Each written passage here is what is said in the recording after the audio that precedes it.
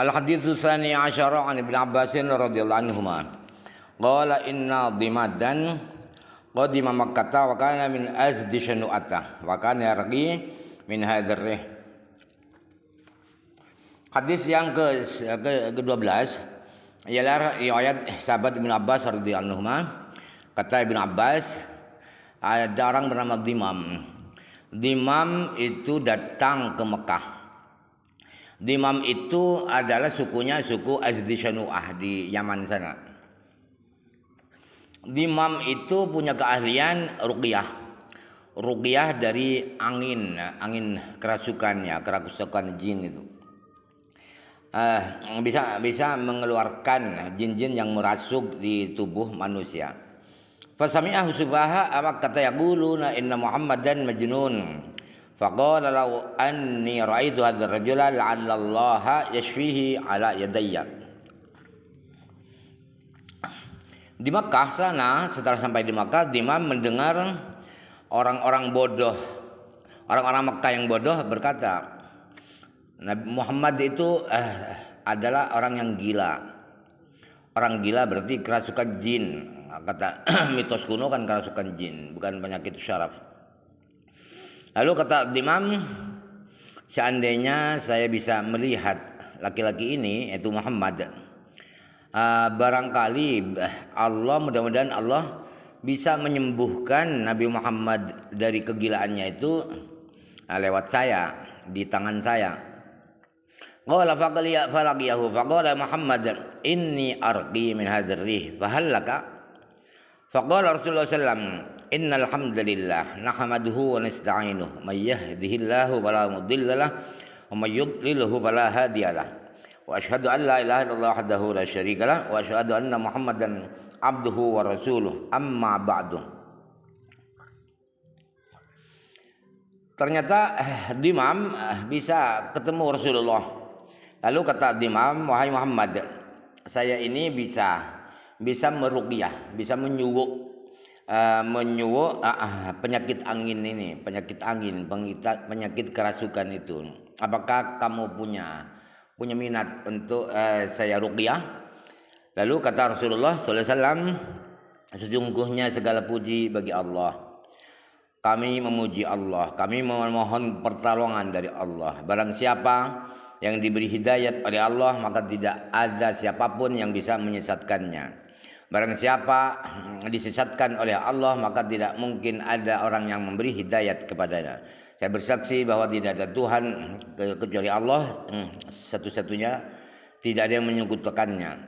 Dan saya bersaksi bahwa Muhammad adalah hamba Allah dan utusan Allah. Amma ba'du. Faqala a'id 'alayya kalimatika haula'i fa'adahunna 'alaihi Rasulullah sallallahu alaihi wasallam marat. Lalu kata Dimam, tolong ulangi itu bacaan itu, ulangi lagi Muhammad ya, kata-kata kamu itu. Kemudian Rasulullah ulangi lagi innal hamdalillah dan seterusnya itu. Innal ya, ada innal hamda ya, sesungguhnya segala puji. Diulangi lagi oleh Rasulullah, dibacakan lagi kepada Dimam 3 kali. Faqala laqad sami'tu qawla al-kahanati wa qawla as-saharati wa qawla asy-syu'ara'i fama sami'tu mithratil kalimatik haula'i. Wa laqad balagna qamusal bahri. Hat yadaka ubayyi'ka 'ala al-islam qala fabay'ahu rawahu Muslim. Ternyata Dimam bilang begini, saya ini dari dulu semua ucapan-ucapan paranormal itu saya tahu Muhammad.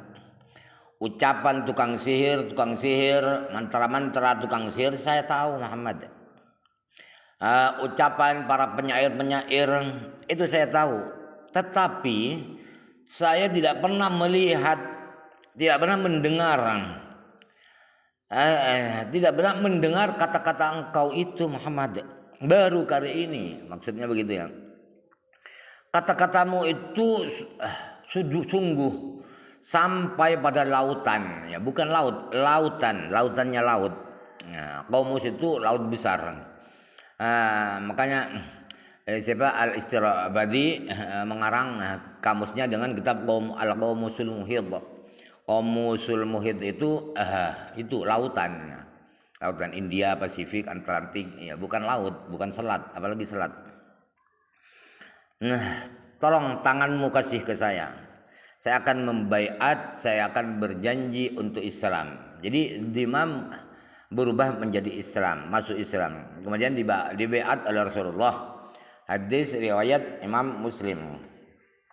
Al-hadits salis asyara an Abi Hurairah radhiyallahu anhu qala Abu Jahlin hal ya'firu Muhammadun wajahu baina adhurikum faqila na'am.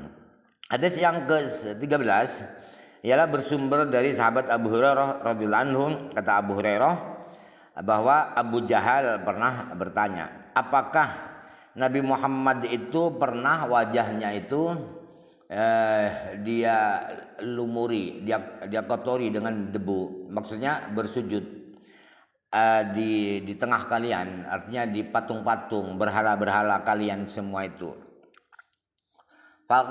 Jawab mereka, ya pernah. Nabi Muhammad pernah bersujud. Bukan di patung. Apakah Muhammad itu pernah bersujud? Pernah bersujud di depan kalian semua? Oh ya pernah. Bersujud kepada Allah berarti. Faqala